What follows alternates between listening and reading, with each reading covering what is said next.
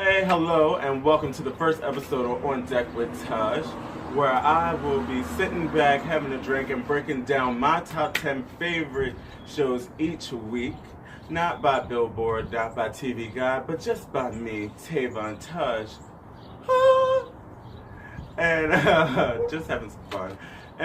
Alright, coming in number 10 on deck today is going to be The Walking Dead. It was a pretty good episode. Negan is kidnapped, basically tied up. We don't know what's about to happen. Rick is trying to still cope with losing Carl. And he walks in on Michonne. She's reading her letter. She's crying and all that kind of stuff. And she asks him, has he read his letter yet? And what Carl wrote to him. And if he wanted to read her letter, and he's like, no, he's like backing up and all this kind of stuff. And then that's when she realizes that he has not read the letter yet. And basically is trying to get him to read it and go through all that. But he's like, no, I'm not here for it. So he goes and he leaves. While this is all going, Carol and Morgan are outside and they're about to leave themselves because Morgan wants to go and get all the inmates that had ran away last week. And basically just wants to get revenge. At this point, he wants to kill them. That's what he should have did from the beginning, so he's going to finish it now. And Carol can see that something's not right and decides to go with him. When they get into the woods, we see that he's actually starting to really lose his mind even more, even though we already kind of knew since last week's episode. And some stuff happens. They split up because she thinks that she can go find the boy Kevin because they still haven't found him. She goes her way, Morgan goes his way, and Morgan actually runs into Rick. And Rick is mad, and we all know hurt people hurt people. So they go out and they team up and they're ready to hurt people.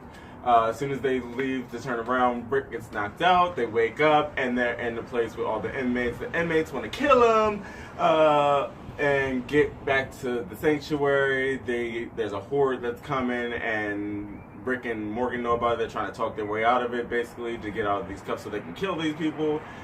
And we all kind of see it coming, but then they start talking, and they're like, oh, okay, maybe the way that they're making it sound is like, we're going to work together, we're going to be a team, and all that kind of other stuff. And then the second they get out of the cubs or whatever, they kill a couple of zombies. The guy saves Rick's life, and Rick still kills him, all in all. That's kind of bad. Negan eventually gets out because the girl, there was a helicopter. I almost forgot about that part. Like, yeah, like there was a helicopter. Like, what's up with that? Is that gonna mix in with the Fear of the Walking Dead? Who knows? We know that Morgan's gonna go on Fear of the Walking Dead. So we'll see in time.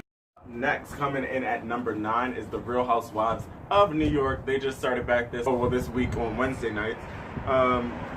It seems like it might be a fun episode from, you know, how they give you like the trailer of what's gonna go down this season.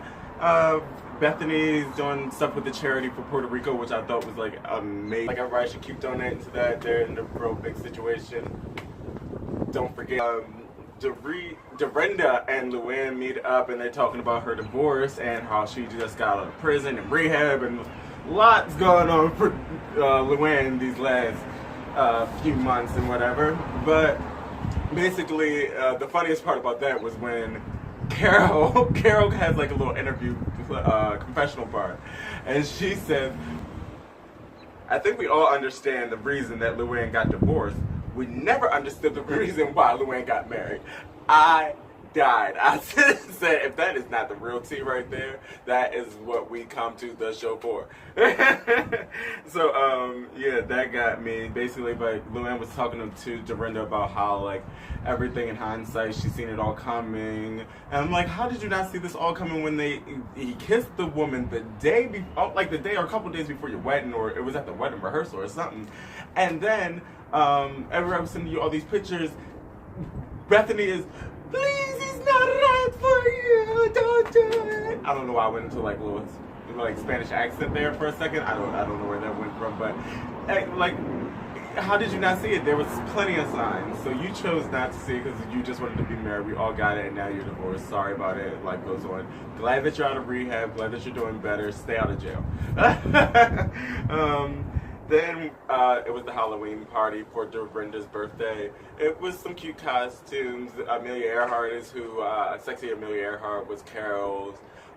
Sonia was I Love Lucy, Lucille Ball. Dorinda was Lady Gaga. She had the bubble dress. Ramona slayed as Britney. Oops, I did it again with the red latex bodysuit. And other than that, the other two was Bethany, who also slayed. She looked very good. Little Miss Texas, killing it by the Queens. And then there was a questionable one from the person with the most questionable year already, who decides to come as Diana Ross. But not just Diana Ross with the bronzer. And the bronzer was just a little too dark for most people's liking. Definitely too dark for my liking, but I mean, I'm not going to make a big fuss about it. I don't think she was trying to do blackface. I do think that she was trying to be on the edge so that she would be talked about, because they wanted to talk about anything. When you're going through a divorce, out of rehab and out of jail, you won't have anything else to be the subject of conversation. So why not just add a little racist on the top? But all in all, it was a good episode. Ready to see what happens the rest of this season. Coming in number 8. Because I know how to count down from 10. Is Love and Hip Hop Atlanta. It was a really good episode. This is about the 3rd episode in. I just don't understand why Mimi and CBJ keep getting into these situations where they have to talk to each other, because I don't feel like they like each other. I don't feel like they are wanting to be in each other's lives. Besides, with their daughter, Mimi, I get that you're trying to do a good thing with the Me Too movement. Sisters for sisters, I feel you. But at the same time, there's other people like Erica and everybody else that can help her. Just Spice, everybody else that's down on that team. But I just don't think that you need to be the one that's going out here to try to save somebody when you need to save yourself. I feel like it's just for a storyline. Sorry about it, sis. It's just what it is. I love your. Tell Ty said hi though. That's the kind of woman that I need in my life. A Ty, a very masculine, fine woman. Alright, but then it was Jessica Diamond. Diamond and Sean are about to have a baby, about to get married. Her life is going great. I love her. I feel like she's one of the realest on the cast. And I just wish her all the best with that. There's also somebody else that I just met. I guess I didn't watch last week's episode, but Tokyo, she is going to come out here, give you outfits, give you hair, and give you some wild nails. Like, wild nails. If you don't know who she is, she's the that's my best friend. That's my best friend. Who that? That's my best. That's her. She did that. But her boyfriend Tobias is trying to get that, and she is not ready to give it up. So it's really that's going to be interesting to see how that's going to be one of her storylines for the season. Is basically she ain't giving up this V card until she got that right one, and she will make sure you that right one. Okay. The funniest part for me, because I love to sing, I'm a singer, whatever. Why they had this exercise in the gym with Jazzy Faye, Tommy, Estelita, and Erica. It was the funniest thing I ever seen in my life, because none of them can sing. Tommy, she wasn't really there to sing. She was just kind of there to, you know, like be in the background, just kind of be in the scene, like, hey, I'm here, do what. But she wasn't here to sing. These other two were like here, like, I'm about to slay the game. Give me these Beyonce vocals, let you know that I'm here. But then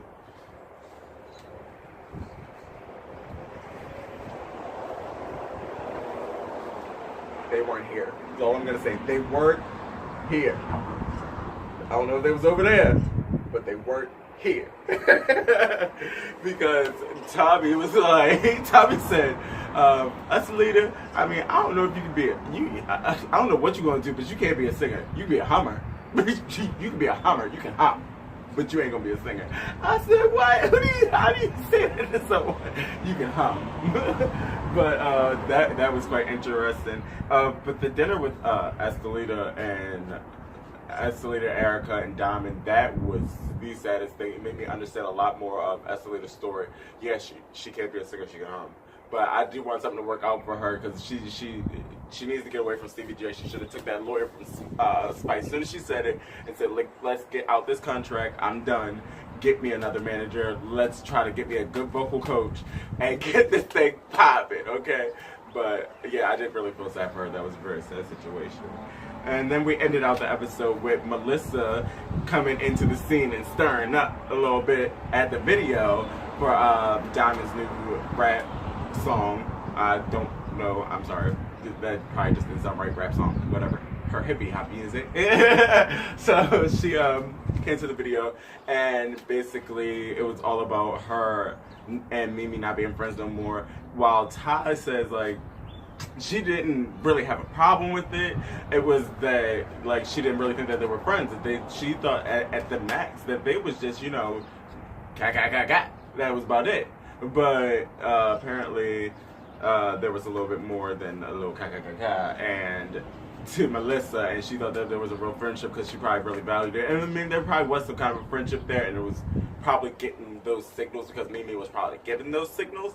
But at the same time, we all know Mimi is not here for nobody, that she is here for that money, and she is here for a storyline. That is about it. Anything else, you will get chopped.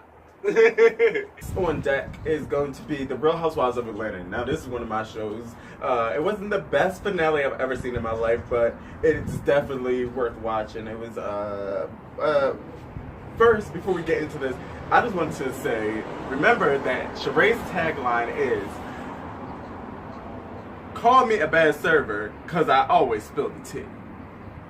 Now with Vivica Fox coming to Dish Nation to talk with the cast. When you talk to people at Dish Nation about Portia being in the play and how well she's doing there, giving her high praises. But the only thing that was getting my attention was how shady the brat, Gary with the T, and the other woman that had the dreads cut it off, I don't remember his name, but how shady those three were being to Portia, and Portia was just taking it. But then she had like some comebacks, but they was just like throwing her faces left and right and just asking ratchet questions. I don't know what's going on in that workplace, but it just didn't seem comfortable to me. It just didn't seem comfortable to me. But whatever. But apparently Portia's doing a great job in the play, and actually, from what we see from the play, she does look like she's doing a pretty good job. She knows what's going on there, and I'm not gonna knock her for that. Good. Keep pushing yourself. I see that you uplifted yourself, girl. Uplift yourself out from that place that they had you at. Nene and Cynthia and Eva go shopping because they're having a birthday party for Eva because her birthday is the day before Halloween, so they're gonna have a costume party. It's Halloween, whatever. The topic of the guest list comes up, and Cynthia says something about Kim coming, and that's when something about racism comes up. I think it was because Candy said that she doesn't feel like Kim is racist, and clearly Nene thinks that she is because of the roach thing and how all that.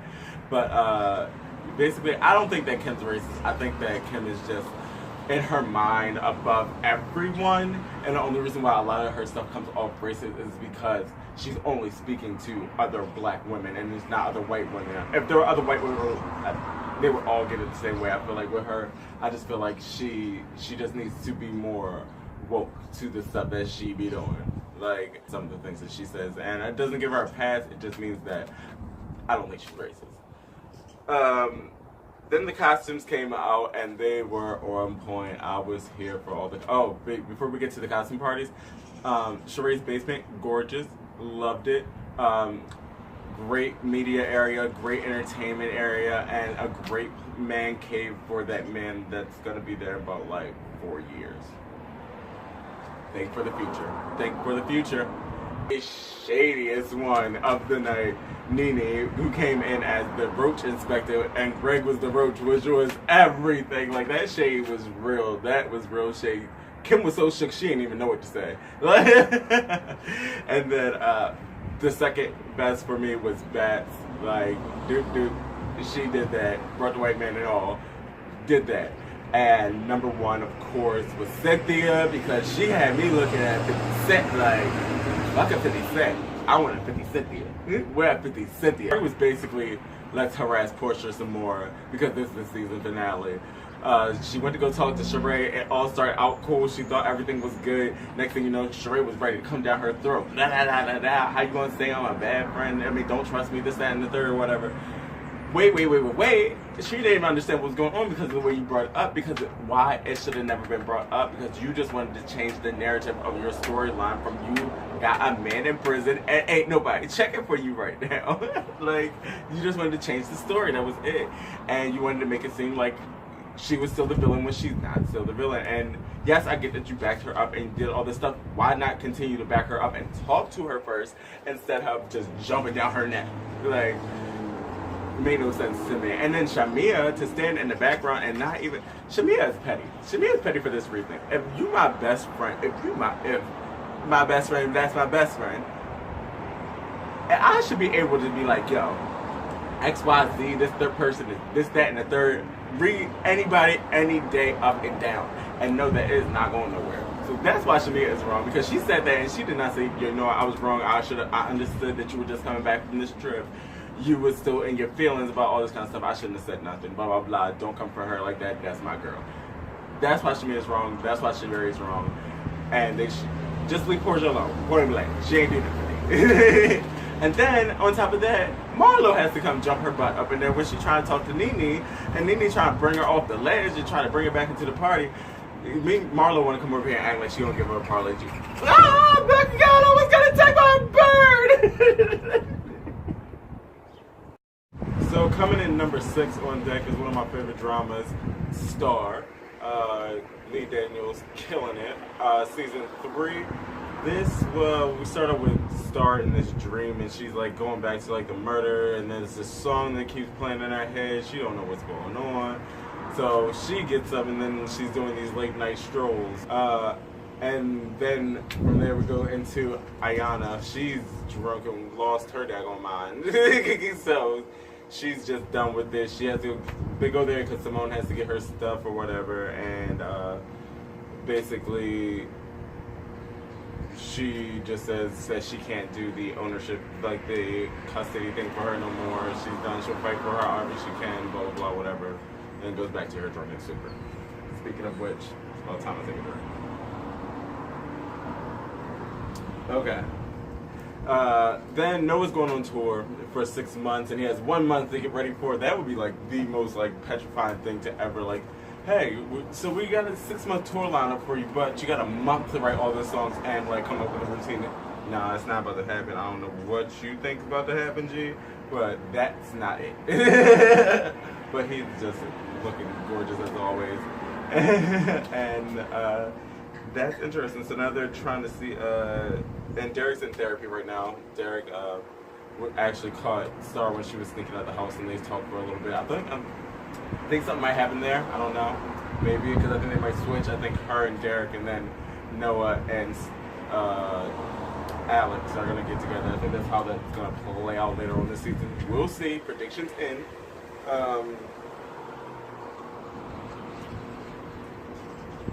But then, so basically with him going on tour, the other 2 guys in that one group and then the girls, they gotta see who's gonna go on tour with him, blah, blah, blah. Alex has to go. It's a lot going on in the show. It's really interesting. I'm here for it. I give it a good, solid number 6 position. I actually could have got up to number 3 or 2, but there was some other stuff that went down this week that we about to get to talking about.